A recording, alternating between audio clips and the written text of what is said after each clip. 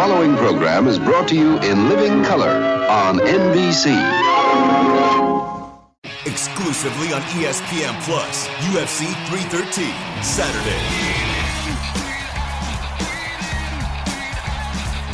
Reigning light heavyweight champion Alex Pereira defends his title against number one contender Magomed Ankalaev, and an explosive lightweight bout between Justin Gaethje and Rafael Fiziev.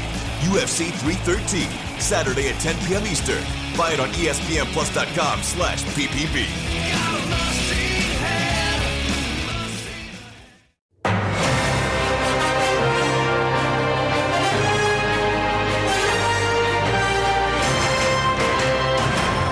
Spanning the globe to bring you the latest in classic rock news and comment.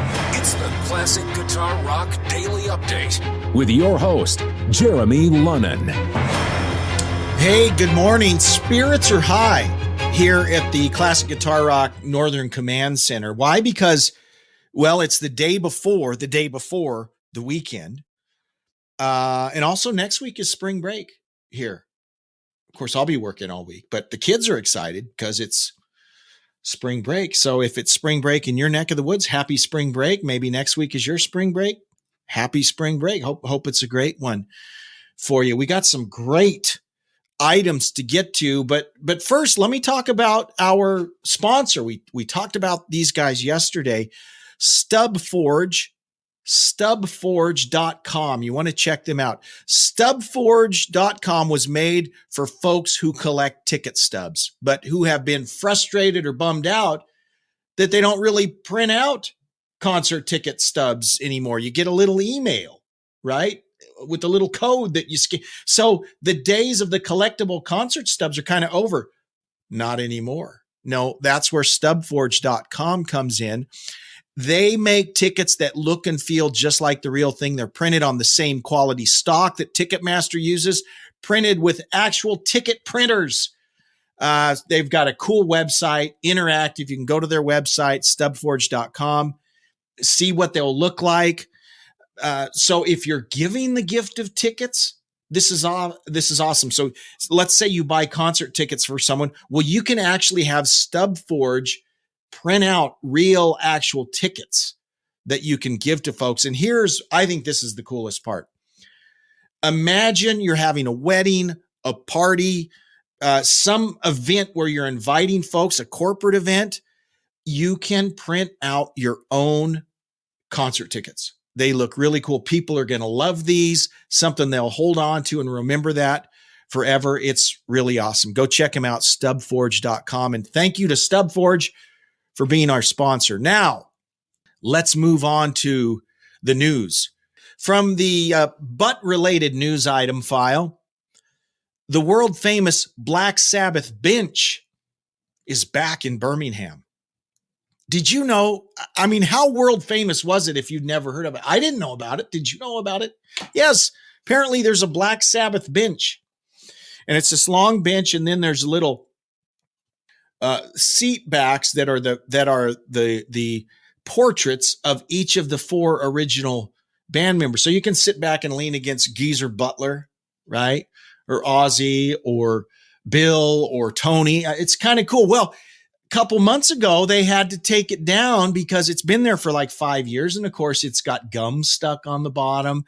People have been laying on it, sleeping on it, kissing it, whatever, getting their pictures taken. Well, it was too much. They had to clean it. So they took it out. It's been refurbished.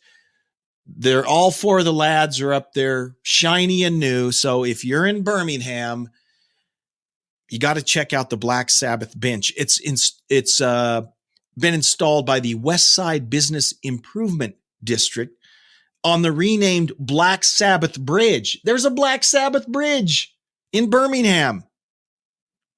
I got to go just to see the Black Sabbath bench and the Sabbath bridge. I got to set me bum on the Black Sabbath bench. Yeah, I mean, that's awesome.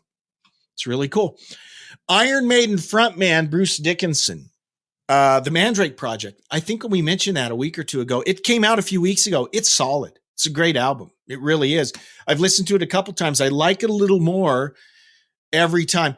And you know, it's Iron Maiden, right? But it's a little different. So if you like Iron Maiden, you'll like the Mandrake Project. Sometimes, when guys go off and do solo projects, it's such a departure. Ian Gillan, for instance. Ian Gillan has done some albums. Most of us know Ian Gillan from Deep Purple, and he's done some solo stuff. I'm not saying they're not good. They're just real departures from what we're used to him doing, right? Well, this particular album from Bruce, I mean, it's a slight departure, but still in the same neighborhood as Iron Maiden. So if you're an Iron Maiden fan, you'll like the new album. Where am I going with this, by the way? Well, as part of the Mandrake Project, this has been a labor of love that Bruce has been working on for like a decade. Okay.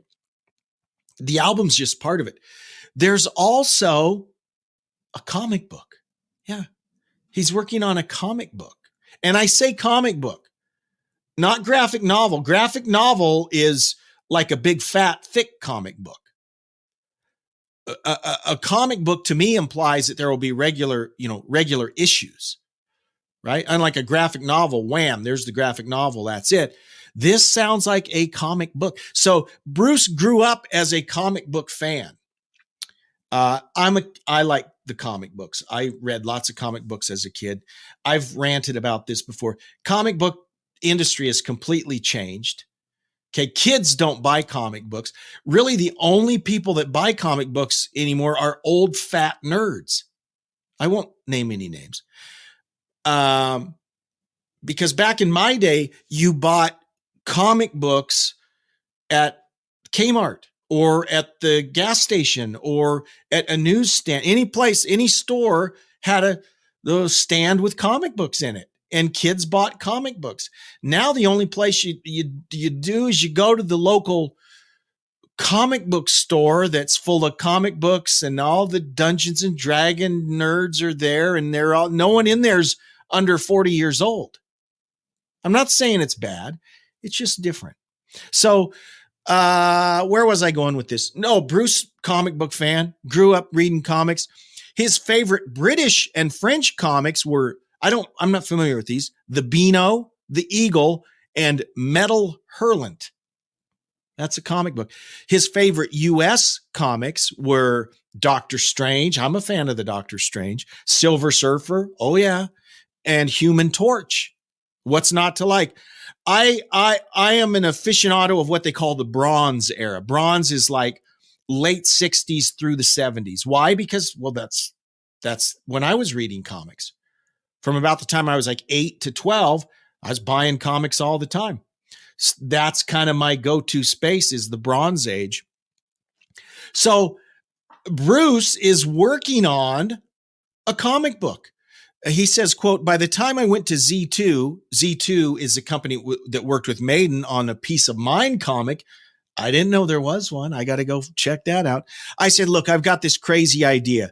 You're probably going to throw me out because you've got too much on your plate. But how do you fancy doing a Watchmen style comic? The Watchmen, a very popular comic series that came out. Was that in the 90s when that came out? I was kind of out of comic books by around 1980. Though I've gone back to collect over the last few years, but I have this big gap in what happened in comic books from, the 90s through the 2000s. Now I'm with my son going back and collecting the stuff I liked, but I don't know a whole lot about what I've missed over the last 40 years, right? He says, and I think they thought it was just going to be like one page. When I gave them 20 or 30 pages of synopses and script and character sketches and backstory and world, they were like, this is really cool. That's when they put me in touch with Tony Lee. I was doing the story for Revelations, and Tony and I did the script together. I realized then that a comic script is not like any other kind of script I've ever written.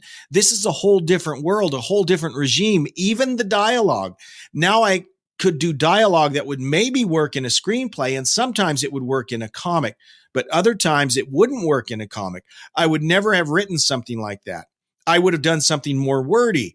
It's getting the feel of where dialogue's going and getting the feel of where the frame sets up or frame sits on the page. So he's getting very nerdy into the comics, which is great. I love comics. Okay, it's great. But that is available, will soon be available, the comic book version of the Mandrake Project. And also related to that, let's see, on Sunday, this Sunday, Bruce will make his first appearance at a U.S. Comic-Con on, Saturday, March 30th. So on Saturday, March 30th at WonderCon in Anaheim, California, Bruce will be there in a panel discussion talking about his debut comic book series. So there you go. From the Does Anyone Really Want This file, we have this story. Ricky Rocket, drummer of Poison, is putting the finishing touches on a book which will largely focus on his time with Poison. He posted yesterday on social media. He's 62 years old, by the way. He says, quote, "I haven't really made an announcement or press release yet, but I've been working on a book and it's nearing completion. This book is, of course, about my life, but much of it about Poison through my eyes. What would you all like to really know?" People might line up to buy this. I just had never thought of, there being a clamor for a book from Ricky Rocket, but I could be wrong. Poison was kind of the surprise bright spot in that big stadium tour that happened last year. Remember, it was Motley Crue, it was Def Leppard, Joan Jett and the Blackhearts, and Poison. Motley Crue was, but from everything I've read, Poison knocked it out of the park. Did a really great job. I've seen clips of CeCe DeVille. He's been taking guitar lessons or something, because that dude, he sounded really good. And I don't remember him really being that stellar a guitar player back in the day, but I was impressed. Anyways, good luck to Ricky and the other Poison people. And that's wild. Okay. The BBC has announced plans to commemorate the 30th anniversary of the death of Nirvana's Kurt Cobain with a range of programming, quote, that celebrates and remembers his life and musical legacy. Now, I don't want this to be me going a rabbit hole about grunge. You kind of know how I feel about grunge. I don't hate grunge, but I was not a big grunge fan. I do realize the importance of Kurt Cobain as a figure in history, right? I get that. I'm in Washington State, he was in Washington. So especially in this part of the country, Kurt Cobain is huge. But one of the things that's kind of the centerpiece of this programming that they will be doing is what a 60-minute style documentary that, quote, is a visceral account of the days that surrounded that tragic moment in 1994 when Kurt Cobain took his own life. And I don't know if you're aware of all this. I've seen, you can go on YouTube and there's a lot of conspiracy theories about his death and shady stuff going on. I don't want to dig into all that other than to say this will be an interesting watch, right? Because for years, there have been things circulating, implicating certain people, Courtney Love. And I don't know if there's all kinds of crazy conspiracy stuff out there about Kurt Cobain. So this will be interesting. Here's from part of their press release. Not going to read the whole thing. Now, one of musical history's most shocking stories will be told as never before, as footage captured by local fans in Seattle and raw material from news crews reporting at the time are woven together, immersing the viewers in the events that unfolded as they happened, end quote. So I think that will be interesting to watch. Now, guys, did you know, I think I've mentioned this, there's another Spinal Tap movie coming. Okay, there's going to be a sequel to the awesome 1984 mockumentary Spinal Tap. You've probably all seen it a jillion times. Well, they're making another one, and they've let out of the bag a few things about it. One of the things that they've let out of the bag is that two drummers, Metallica's Lars Ulrich, and Red Hot Chili Peppers drummer Chad Smith will both make appearances. Now, if you remember, one of the running storylines in the original Spinal Tap is they went through tons of drummers, right? One died in a tragic gardening accident. One died by spontaneous human combustion. So just one of the things that plagued the legendary Spinal Tap was a revolving door of drummers. So I'm just thinking in my mind, will Lars and Chad both just be revolving door members? Will they be members of the band? Will they be auditioning for the band? It will be interesting to see how that plays out. I'm very much looking forward to that. Looks like some other folks will be making cameos. Elton John, Paul McCartney, Questlove, Garth Brooks, and Trisha Yearwood. So they'll be on there too. But hopefully it will be fun. Here's what I'm afraid of, right? Here's what I'm afraid of. It's the original was great. Okay. Hopefully the guys won't go in and mess it up by making it either A, political, or B, just trying to revise it and make it politically correct. And, because that movie was absolutely not politically correct. Spinal Tap was not a politically correct band. And to be honest, that's what made it funny. Don't mess that up. Okay. Stick with the original formula, guys. All right. 2 emails I want to get to here. These are great emails. By the way, you can email me, classicguitarrock@mail.com. First one says, hey guys, just found your podcast and wanted to say thanks. I love it. I went back and listened to one of your early episodes about Riot. I loved it. I was a huge fan and was always mystified they didn't get huge. Fire Down Under is an awesome album. Keep up the good work. Big Dan Johnston, Boca Raton, Florida. Big Dan, thank you so much. And if you haven't gone back and listen, I think the name of the it's like episode 4 or 5. It's an early one. I mean, that's how high Riot is on my list, is I wanted to make that one of the earlier episodes. I think the episode is called The Greatest Band You've Never Heard Of.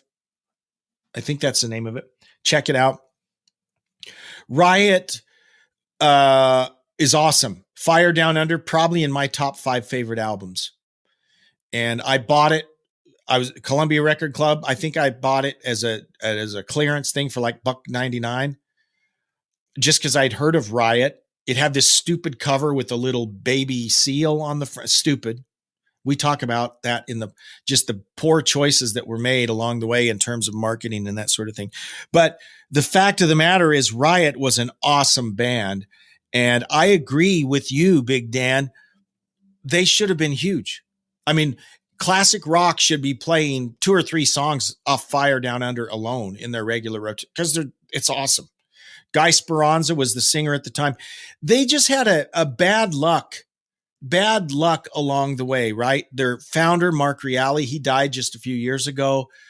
Riot got a fresh start with a brand new direction in like 1986 when they really went speed metal. So they went from kind of a classic metal sound to like this speed metal. And to a lot of folks, that's what Riot is. Riot is one of the pioneers of speed metal.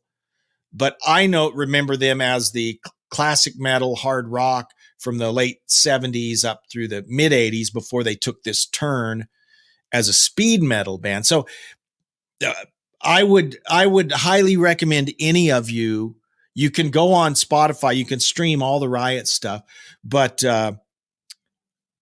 Narita, let's see. I'm trying to think. I can't remember all the Fire Down Under's the signature album you got to listen to. Restless Breed, by Restless Breed, and then Born in America, they had brought in a new singer. Again, here's the tragedy, right?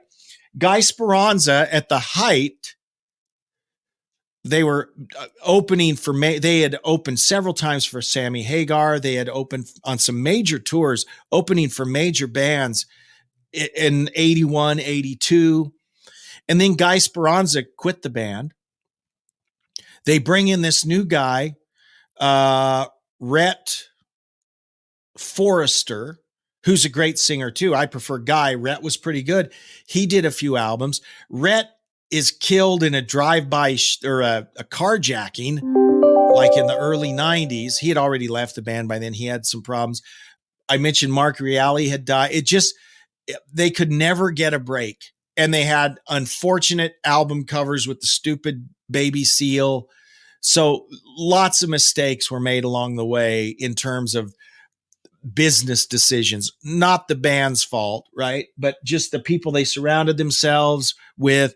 Some questionable production things happened on some of the later just kind of weird, a sad story. But the fact of the matter is they have 3 or 4 excellent albums. You definitely should take the time to go back and listen to at least the early Riot stuff. If you like the speed metal stuff, I guess the post, late 80s, early 90s stuff is good too if you're into speed metal. So you can check that. And they call themselves Riot 5 now, Riot 4, Riot 5. And you can go out and see clips of them play. The concerts are interesting because it's about 70% speed metal, but then they go back and play the classic Speranza era stuff, and they sound great on that too. I tend to dig that more than the speed metal, but you can find them playing at Wacken or various, big festivals. There's videos. You should check them out. But particularly Fire Down Under, tremendous album. Dan, thank you so much for the email. One more. Hi, Jeremy. Do you have plans to do any more episodes of the Classic Guitar Rock Time Machine? Or is there somewhere I can hear more of them? I've listened to the few that are posted on YouTube and I enjoy them. Alan, thanks for the question. This is a case of Jeremy taking on too much, right? So I was in radio for about 10 years, 12 years. I started in like 85 and I did that till like 95. So late 80s, early 90s, did radio.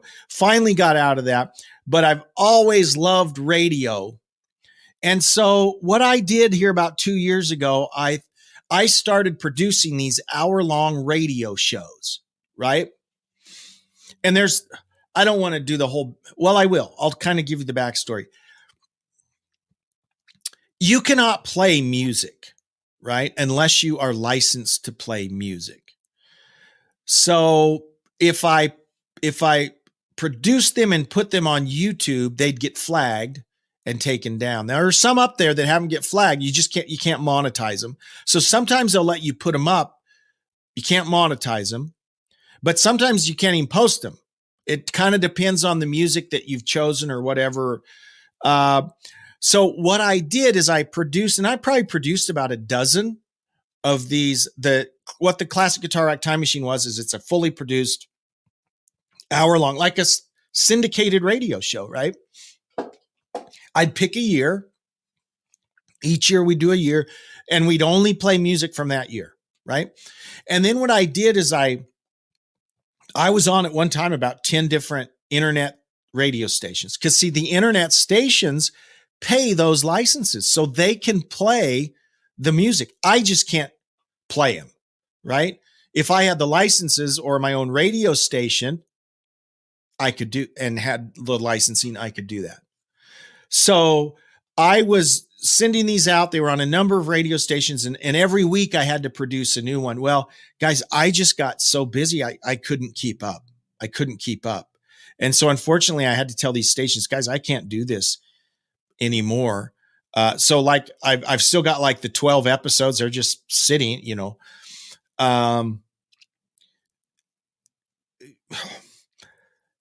if I had a radio station, an online radio station, and to be honest, this is something I've kind of been looking into. Mean Machine, my friend Greg, who has the Mean Machine radio, he chimes in. He's on Twitter. We've talked about it. Got some things going on in the background. We may have a radio station at some point, and at that point, we can roll out those episodes that are in the can and then continue to produce more episodes. So that's a long-winded answer. I'll occasionally on X just post an episode, and maybe I'll post a few more out there if people are interested. But it's an actual 60-minute radio show with music and everything, where we just pick a year and we play music only from that year. It's kind of fun to produce. I just got so busy I couldn't do it, but I'm glad at least one person has enjoyed it. Marlon is checking in. Hi, Marlon. Thank you for being here, my friend. You can do that anytime we're on live, Facebook, YouTube, X. You guys can chime in live just like Marlon's doing. And you can always email me anytime, classicguitarrock@mail.com. Once again, thanks to our sponsor, StubForge. Check them out at stubforge.com. And guys, we will do this again tomorrow with another episode of the Classic Guitar Rock Daily Update. Live long and prosper. Take care and bye-bye. What you just said is one of the most insanely idiotic things I have ever heard. Thanks for listening. You can email Jeremy at classicguitarrock@mail.com. Everyone in this room is now dumber for having listened to it. Tune in each weekday for the Classic Guitar Rock Daily Update.